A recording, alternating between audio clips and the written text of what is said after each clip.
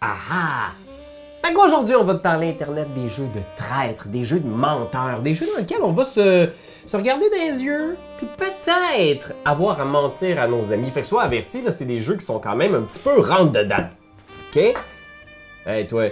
Puis, on doit t'avertir aussi, Internet.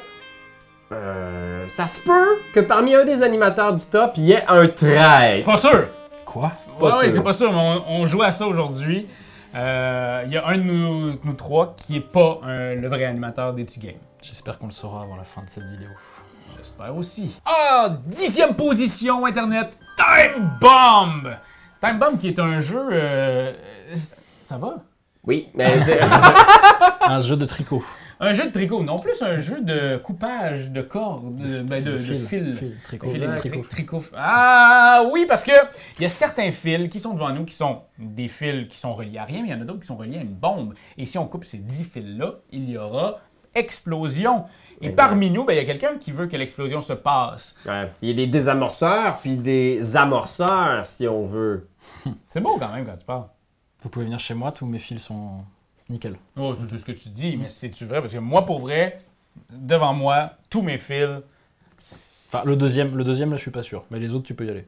j'y fais pas confiance, je prends le deuxième. C'est une belle twist sur les jeux d'identité cachée. Fait que si vous avez le goût de jouer à ce genre de jeu-là, mais que vous voulez aussi avoir l'aspect déduction, bagou, essayer de trouver justement avec les notions de les fils que vous avez devant vous, convaincre les gens que vous êtes innocent, qu'il faut venir couper chez vous, c'est très intéressant. Très simple aussi. Numéro 9. On a Deception, Murder in Hong Kong. Ou en français par Yellow, c'est CS Files. Ouais, un You're jeu. right. Un jeu assez. C'est un peu un mystérium.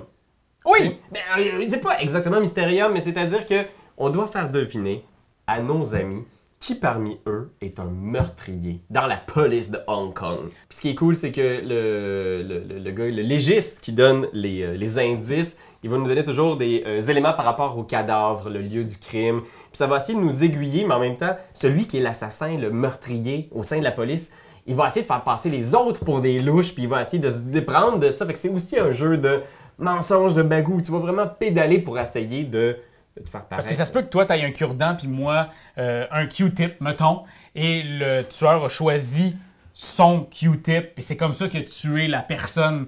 Puis là, ben, le médecin légiste, puis ça, c'est une histoire vraie, là, ce que je te raconte, ça m'est déjà arrivé dans une de mes games. Le médecin légiste, il a dit, ben, il y a eu... ça a été très pointu, la mort. Elle a été à une place précise. Fait que là, t'es comme, ben, je m'excuse, mais moi, je le sais que j'ai le Q-tip, pis c'est moi le tueur. Mais en même temps, je vais dire, il y a quand même un cure-dent, là. Un cure-dent, ça hein? Bien utilisé. En 8e position, on a un jeu qui, là, si vous voulez vous faire des ennemis autour de la table, autant dans le jeu que dans la vie, ce jeu-là est pour vous. Et il s'agit de Dead Last. C'est un jeu qui, quand je l'explique, j'appelle ça mon secondaire. Oh my Faire- god! Faire partie de la gang ou te faire péter la gueule après les cours. Je pense que c'est un jeu dans une veine de jeu assez unique qui s'appelle un jeu. C'est un jeu de tontine. Je sais pas si c'est déjà entendu parler. Tontine? Une tontine, c'est C'est quoi un. une tantine? Bon, on pourrait faire une tontine en ce moment, tu sais. Ce qu'on fait, c'est qu'on met, mettons, toutes 1000$, puis on fait le dernier entre nous trois à mourir va hériter du 3000$. Fait qu'une tontine, c'est quand on essaie de voir c'est vrai, ça! Fait que là, je pourrais vous tuer tous les deux puis ramasser le 3000. Exact! Tout ça pour dire que le but, c'est d'être le dernier à mourir. Et à chaque tour, ce qui se passe, c'est qu'on va devoir désigner, voter autour de la table qui on veut voir mourir. Il faut voter avec le groupe, parce que si on vote pas avec le groupe, on est aussi éliminé. Donc la personne qu'on a pointée est éliminée, mais la personne qui n'a pas voté avec les autres est aussi éliminée. Donc, Ah, ça va très très très vite. Puis c'est un jeu dans lequel, tu sais, on enchaîne les manches, ça prend genre 1 minute, on détermine un mort, puis il y a moitié de la table qui meurt. il n'y a pas de règle. Fait que de décider, je pourrais très bien, moi, de dire « Hey, je vais juste aller replacer quelque chose, puis en arrière, je pointe à tout le monde. » Ouais. Ou je vous envoie un texto, puis je fais comme « Hey guys, on élimine, Ouais, puis moi, on va au Manny, prochain round. » j'avais fait circuler une table, une carte en dessous de la table. Fait que je faisais juste faire passer une carte, puis après, la carte elle s'était passée, puis tout le monde était comme genre, what the fuck, la carte était rendue genre n'importe où, puis j'étais comme, je regardais voir ma carte. Puis le nombre de fois que tu regardes quelqu'un, puis c'est cette personne-là qui est éliminée, puis tu sais, on est tous comme, hey, c'est lui qu'on élimine, c'est lui qu'on élimine, mais il me regarde, je suis comme, hey, on élimine lui, on élimine lui. C'est écœurant. C'est très très très drôle, c'est le genre de jeu que tu veux jouer dans un pub, là, où est-ce qu'il y a genre une dizaine de personnes, c'est rigolo, puis tout le monde meurt. Oh oui. En 7ème position, nous avons Mafia des Cuba. Mafia des Cuba, c'est un jeu où on est tous autour de la table, une réunion où le parrain nous a conviés pour discuter de choses sérieuses, et il offre gentiment un cigare à tous les participants, et donc on va recevoir une boîte de cigares qu'on va ouvrir, on va regarder à l'intérieur ce qui s'y trouve, et on va prendre quelque chose. Soit on va prendre un rôle d'un personnage, peut-être qu'on sera allié du parrain, peut-être qu'on ne sera pas allié du parrain, soit on va voler des diamants. On peut piquer des diamants et on les met dans la poche discrètement et on les passe aux voisins. Et donc toi, quand tu vas recevoir la boîte, tu vas regarder à l'intérieur et tu te diras, tiens, c'est bizarre, il manque déjà ça à l'intérieur. Mais ce sera ta parole contre la mienne au moment où on va commencer à discuter. Et donc une fois que la boîte a fini de faire le tour, le parrain récupère sa boîte, voit tout ce qu'il manque et là commence à poser des questions pour retrouver qui sont les voleurs de diamants. C'est vraiment un jeu le fun parce qu'à la base, si t'aimes pas les jeux où tu deviens un méchant, t'es obligé de jouer le méchant, t'es obligé d'être le traître, là ici, t'as le choix. T'as le choix de l'être le traître ou même de vouloir être la CIA, d'essayer de pogner les gens autour de la table. Ouais. C'est vraiment cool. Puis en plus, après ça, c'est juste des questions. On lance des questions, on répond aux questions du mieux qu'on peut. Ouais, puis tout le monde a de l'information parce que à chaque fois que la boîte passe devant toi, t'as acquis un petit peu d'infos, tu sais. Ok, ben ça c'est plus dedans. Parce que moi quand j'ouvre la boîte, ça c'était plus dedans, puis là tu peux modifier, mentir. Puis la boîte est superbe. C'est juste comme objet, là, tu sais. Moi, à chaque fois que je l'ai sorti puis j'ai expliqué le jeu, les gens avaient le goût de toucher à la boîte, avaient le goût de voler des diamants. Je pense Il y a beaucoup de monde qui vole les diamants. toutes mes fucking boîtes de Mafia de Cuba, il manque la moitié du stock dedans parce qu'il y a toujours quelqu'un qui repart de la soirée avec un fucking diamant dans les poches. Fait que je vous parle à vous, là. Si vous avez joué à Mafia de Cuba avec moi, je reveux mes diamants. C'est ce qui nous amène à notre 6e place, Ouais. mes chers amis. Un jeu d'intrigue. C'est pas pour rien qu'il s'appelle Intrigue, parce que c'est un jeu d'intrigue. Hein? Malin. C'est malin, ça. Explique-nous donc ça, Marc. Intrigue. Intrigue, c'est un jeu où on a chacun notre petit château avec des places qui vont rapporter de l'argent. Et vous allez avoir des conseillers et vous allez me dire, mon cher Marc-Antoine, j'aimerais mettre mon conseiller à cet endroit-là chez toi, cet endroit qui rapporte beaucoup d'argent à tous les tours. Et je vais te dire, bien sûr, cher ami, moyennant telle somme, donne-moi 20 000. Ok. Et puis peut-être que toi, tu vas me dire, bah moi aussi, je voudrais aller au même endroit. Et puis du coup, je vais te dire, ouais, mais je sais pas, t'es prêt à mettre combien? Et puis tu vas mettre plus, etc. Et en fait, à chaque fois que je vais négocier avec vous, moi, je vais encaisser l'argent, tu vois.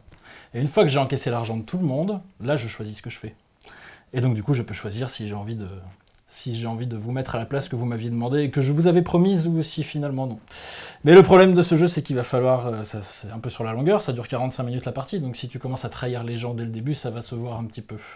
Ouais, c'est ça, t'es un peu hors jeu si dès le premier tour tu te dis genre ah, tu brises toutes tes alliances ou tes marchés. Un truc qui est génial avec ce jeu, je trouve, c'est que en fait, par rapport à un jeu où tu vas jouer un rôle, genre un loup-garou, tu vas avoir un personnage, ou même un jeu de diplomatie où tu vas avoir tes unités sur une carte que tu avances pour te taper dessus, tu as toujours une espèce de... C'est pas vraiment moi qui le fais, je joue un général de guerre, je joue un loup-garou, Ouais. etc.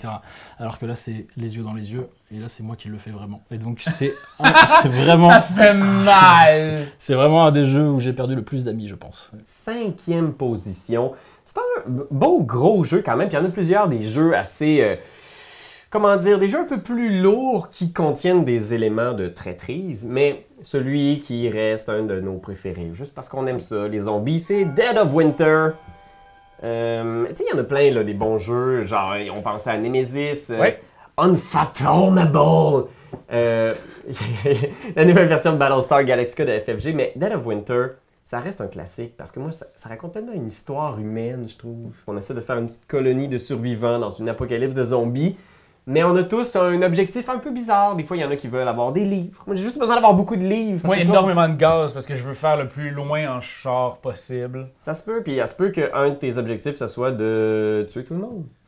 De faire que tout le monde soit mort à la fin de la partie. Fait que c'est ça qui est dur, c'est que tu veux identifier les traîtres, parce que des fois, il n'y en a pas. Mais en même temps, tout le monde a un objectif bizarre à faire. Fait qu'il faut que tu sois capable de départager qu'est-ce qui est juste un besoin un petit peu étrange. Donc c'est pour ça que tu n'étais pas allé chercher la bouffe. Tu m'avais dit que tu irais chercher la bouffe, mais tu as passé tout ton temps à la station-service. C'est quoi le problème, Raph? Mais ici, c'est un jeu de traîtrise à long terme. On parle des fois de parties qui durent 2 heures. Donc 2 heures à jouer le trade, il faut que tu t'attelles.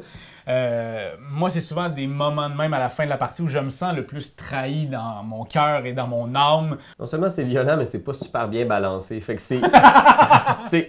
cherche pas, si tu cherches un jeu super balancé, contrôlé, c'est pas ça ici. Là. Tu roules des dés puis ton bonhomme meurt. Puis sur une chance sur 12, ton bonhomme meurt. Fait que Benjamin, son bonhomme meurt à tous les tours. C'est vraiment très drôle. Il y avait un petit chien aussi, non? Oui! Ouais. En 4e place, sans doute le jeu qui a eu le plus gros impact au sein de mon couple, c'est Secret Hitler. Pour vrai... Peux-tu nous en dire plus? Si ma blonde écoute la vidéo en ce moment, je t'en veux encore à ce jour. Non, Secret Hitler est un jeu où on va devoir passer des lois. Dans le fond, on a reçu un rôle caché, et puis on va soit être un fasciste ou un libéral. Et ben, les fascistes veulent passer le plus de lois fascistes, et les libéraux veulent passer le plus de lois libérales, ce qui va faire en sorte qu'ils vont gagner ou perdre. Mais l'affaire, c'est qu'il y a aussi un chancelier. Fait qu'à tous les tours, il y a un président et son chancelier, puis ensemble, ils vont faire passer une loi. Mais il ne faut pas qu'à partir d'un certain moment, le chancelier soit le dit Hitler, parce qu'à ce moment-là... on sait ce qui arrive. On sait ce qui se passe. Et ma copine a été Hitler 4 fois de suite. Ah! 4 fois de suite. Dans la même soirée, elle a joué 4 fois de façon complètement différente. Et les 4 fois, je roulais pour elle. Je voulais absolument... J'étais comme... Pour vrai, c'est impossible selon les stats qu'elle soit encore Hitler, et elle joue même pas de la même façon. On peut les lire chancelière. Un des trucs que je trouve trop cool dans le jeu, c'est que Hitler ne sait pas qui sont ses alliés pendant la partie. Exact! Et ça, c'est vraiment fun. Ouais, c'est vraiment très très dur. Il y a de la déduction aussi beaucoup parce que en tant que libéral, tu pioches des cartes au début de ton tour et tu dois en choisir une que tu élimines et tu donnes 2 cartes restantes.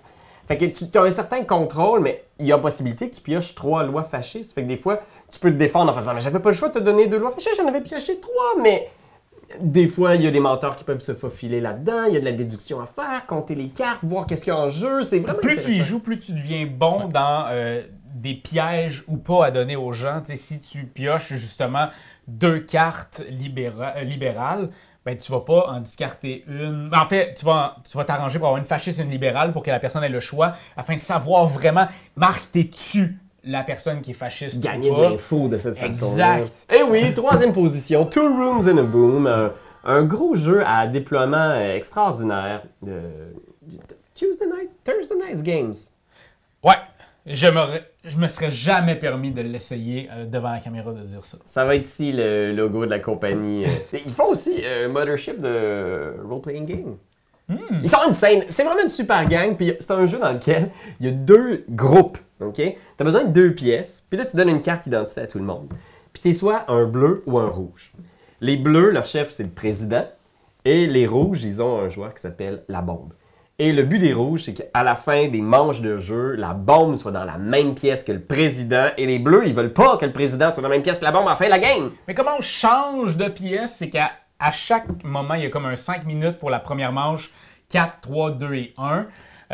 Pendant ce temps-là, il y a un maître dans chaque pièce qui va être comme le chef de gang qui, lui, va décider 3, 2, 4, ça dépend là, un du certain nombre de joue, joueurs. qui va renvoyer de l'autre côté. Comme un échange de prisonniers. Fait que là, c'est comme... souvent ça, ça ressemble à ça. Ça va vite, là. On est sur un timer. Fait que c'est comme toi, t'es quoi, bleu, rouge? Je sais pas. Ah, ok, on n'est pas dans le même team. Là, t'essaies de trouver de l'info. Tu vas voir le monde. C'est un gros jeu de camp de jour. Bien sûr, toujours plus intéressant quand vous êtes 10, 20, 30, 40 joueurs.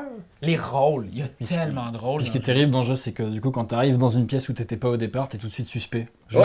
C'est vraiment t'es l'étranger, donc du coup, tout de suite, c'est un peu de ta faute, quoi. C'est comme une expérience sociologique. T'arrives, tu vois des groupes dans un coin, chacun de leur bord, tu sais, qui sont comme, ok, eux autres c'est une gang, ça c'est une autre gang, là. 2e position, on a, je pense, une des plus grosses boîtes du monde. En fait, ouais, c'est un jeu qu'on a reçu récemment, en fait, qui a eu comme une réédition, un reprint. C'est Blood on a Clock Tower. C'est un jeu pas facile à se procurer, mais le plaisir qu'on y a du plaisir dans cette boîte-là, et qui n'en a du plaisir. C'est un jeu à identité cachée. où, dans le fond, il va y avoir un maître de jeu, mais le maître de jeu a un pouvoir extraordinaire. Autant le loup-garou, c'est un peu comme le loup-garou, où chaque personne a un rôle. La nuit, les personnes ferment leurs yeux, etc. Pour être le maître de jeu de ça, ça devient un peu plate à la fin de la game. Ouais. Tandis que ici, c'est le maître de jeu qui choisit ce qu'il dit aux gens. Parce qu'il y a des gens qui vont recevoir la vérité, d'autres un mensonge. Il y en a qui vont passer leur partie à penser qu'ils sont l'empathe et donc ils savent est-ce qu'il y a quelqu'un à ma droite ou à ma gauche qui est le démon, mais que finalement ils sont juste complètement sous. Ils ont le personnage du drunk. Ouais. C'est un jeu qui, c'est un peu comme le loup-garou, mais avec une touche de puzzle mental. C'est une touche de plus là-dessus. Tu peux vraiment faire ton chemin à travers des déductions. Puis ce qui est cool, c'est que tu as le petit menu là, avec tous les pouvoirs potentiellement en présence dans cette partie-ci. Fait qu'il faut que tu fasses ton chemin là-dedans sur plus d'une vingtaine de possibilités. Qui est là présentement autour de la table? Un labyrinthe, une jungle de mensonges et de déductions. C'est vraiment, vraiment intéressant. Ce que j'aime, c'est que quand tu meurs dans ce jeu-là, tu ne meurs pas vraiment. Dans aucun jeu, tu meurs vraiment. Ah. Mais dans le sens, tu vas pas jouer et manger des chips ailleurs dans une autre pièce. Tu restes là parce que tu as un vote, tu continues à fermer tes yeux, tu continues à jouer avec les gens. Et on peut aussi très bien faire « Hey Marc, viens avec moi, on s'en va dans la pièce à côté, puis on va juste se parler. » Puis là, ben, ça a l'air autant suspect que pas suspect. Vraiment cool ce jeu-là. Allez voir sur leur site. Ça se trouve pas en boutique, ça se trouve vraiment sur leur site. Blood on the Clock Tower. C'est vraiment intéressant. Et le plus attendu de tous, le numéro 1 de ce top du classement. On s'est bataillé pendant longtemps, mais finalement on est tombé d'accord sur Galerapagos. Ça, c'est du traître. Mais du méchant, du salaud, on se rentre dedans quand même pas mal, non? On pourrait ne pas se rentrer dedans. Exactement, c'est ça qui est le plus vicieux dans le jeu, c'est qu'on n'est pas obligé d'être méchant, mais souvent on le fait quand même. Oui, c'est quasiment inévitable. Est-ce que vous avez déjà vécu une partie où vous avez vraiment pu sauver tous les habitants de l'île? Non. Je crois pas. C'est tellement violent parce qu'on est perdu sur une île et on doit accumuler des ressources pour construire un radeau pour pouvoir partir, accumuler de la nourriture pour nourrir tout le monde. Avant que la tempête arrive. Oui, on n'a pas beaucoup de temps pour faire ça, mais le problème c'est que si on n'a pas de ressources, on doit choisir des joueurs qu'on veut éliminer. Mais Voilà. oui. Mais il y a aussi la possibilité d'aller dans l'épave du bateau au loin pour ramasser peut-être un pistolet, peut-être des balles de fusil. Alors là, tu as vraiment du pouvoir. Si tu vas dans l'épave et tu trouves un gun avec des balles, puis t'es comme, t'es ça, tu veux m'éliminer? Ben, pourquoi je t'éliminerais? Parce que je vais te gunner dans la tête si tu m'élimines. Puis là, c'est comme genre, oh, ouais, ok. Ouais, c'est ça, ouais. Je pense qu'il faudrait éliminer Pierre-Louis parce qu'il y a quelqu'un de trop. Y a-tu quelqu'un de trop? Non, t'es mort. Alright! Alors, on est correct? On continue la partie? Ouais. C'est atroce! Moi, ce qui est terrible, je me souviens de partie où du coup tu vas je crois que c'est dans la forêt pour chercher du bois, dans la jungle, Ouais. dans la jungle pour trouver du bois pour le radeau. Et en fait, si tu essayes d'aller en chercher plus, il y a des risques que tu tombes sur un serpent et que tu te fasses mordre et que tu sois empoisonné. Et après, tu sers plus à rien tant qu'on te soigne. Faut attendre que les gens aient le temps de te soigner, quoi. Et du coup, bah, pour qui on vote? En fait, toi, t'as essayé d'aider le groupe en allant chercher plus de bois. tu te retrouves alité parce que t'es pas bien, parce que t'es malade. Et genre, faut tuer quelqu'un. Bon, bah, on va tuer celui qui est malade là par terre, là, du coup. C'est Je trouve ça vraiment terrible. dur. Je trouve ça terrible, du coup. C'est dur, mais en même temps, ce qui est beau aussi, c'est de voir l'espoir. Parce qu'au début de chaque partie, Ah, mon il y Dieu, a oui. toujours le moment où ça va bien, puis t'es comme, hey, on va y arriver, je pense. Je pense qu'on va être capable de sortir tout le monde de l'île à temps. Mais c'est ça, c'est comme on n'a pas de rôle, on a foi en l'humanité et rapidement on voit le pire dans chaque personne. Moi, un des trucs que je préfère en fin de partie, c'est quand quelqu'un a un pistolet, mais il a pas de balle pour tirer, quoi. Et il dit juste quelqu'un a une balle, ok, merci. Désolé, tu ne viendras pas avec nous. Alors voilà, c'est ce qui met fin à notre top 10 des jeux de traîtres.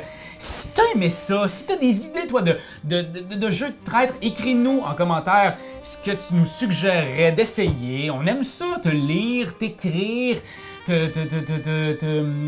goûter. Ah! Puis oui, à Internet, parce qu'on peut se mentir, on peut rigoler avec ces jeux-là, mais l'important, il faut jamais l'oublier, c'est l'amitié. Oui! Et moi, j'ai été content d'animer avec vous, puis j'ai vraiment l'impression qu'il n'y avait pas de traître aujourd'hui, parce que moi, j'étais réellement Pierre-Louis. Yes, je le savais! Moi aussi, c'est Raphaël. Fait que dans le fond, il y avait... Comment Raphaël? Je te le promets! Mais parce que c'est drôle, parce que maintenant, tu parlais un peu bizarre. Ouais, je sais, mais ça, c'est juste parce que j'ai un défaut de langage. J'ai travaillé là-dessus à l'école de théâtre, puis ça a pas marché. Bon, mais il n'y avait pas de traître. Alors, Marc, qu'est-ce que t'as... Quoi? Non, ben non, tu me niaises, là. Je suis désolé, les gars. Je suis pas Marc-Antoine. Je suis Thomas. Ben oui, on donc! Ça, Non, là, c'est Ça m'a fait mal tout du long de la vidéo, mais du coup, je suis obligé de vous le dire, je suis Thomas. Ça fait-tu longtemps que t'es Thomas puis t'es pas Marc-Antoine? Ah bah ça fait que quelques années maintenant, ouais. Quelques années? années? Oui, quelques années, ouais. Mettons le montage de Spark Riders, c'était-tu... Ouais, C'était toi? Ouais, j'avais un masque. Ah! Un masque de Marc-Antoine. Puis les données de la game de Donjon Dragon corrompu, c'était toi aussi? Ça, je me souviens pas. Ah, ça Ouais, fait vraiment voyant. C'est toi de trouver l'épisode de jour du Popoche? Sonne la cloche! Sonne la cloche! On parle de jeu, like-nous, commande, suis-nous, ouais! Sonne la cloche! Sonne la cloche! Partage à tes amis, partage à ta mamie, ouais. Sonne la cloche! Sonne la cloche! Comment ton ouais, fais le mon kiki! Sonne la cloche! Sonne la cloche! Sonne la cloche comme quand Jésus a sonné à la porte pour aller souper chez Zachée.